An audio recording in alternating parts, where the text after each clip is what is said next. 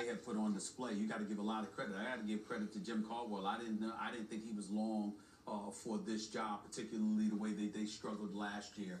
But when you look at the way that they've won this year, they've now beaten Minnesota twice. They're 7-4.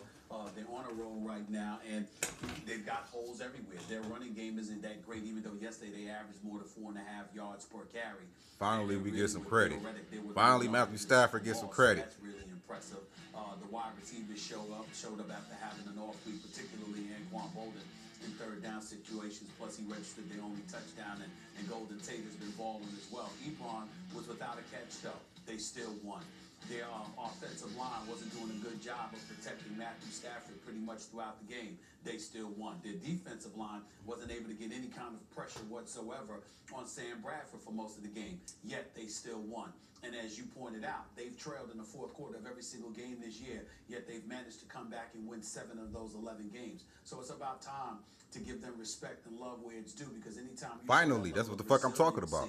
And you respond to that level of adversity, that is a huge plus. But in particular, when it comes to a guy like Matthew Stafford, we knew he had the talent.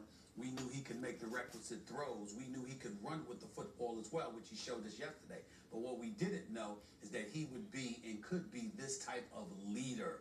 He clearly is. He deserves a lot of credit. I'm going to lean towards good a hell of a lot more than I'm going to lean towards luck. But the answer is luck. And Matthew Stafford is in the MVP conversation. He wouldn't get my vote right now if I had one, but he is one of the names that should come up. He's having a fantastic year. Look, take it from a New York Football Giants fan. I know it when a team gets a little lucky.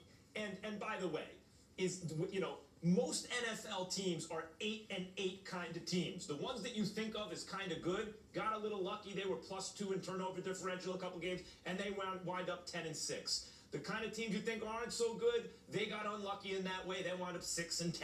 I mean, but those are both basically the same 8-8 teams. But I will admit that those kind of teams, when they have a special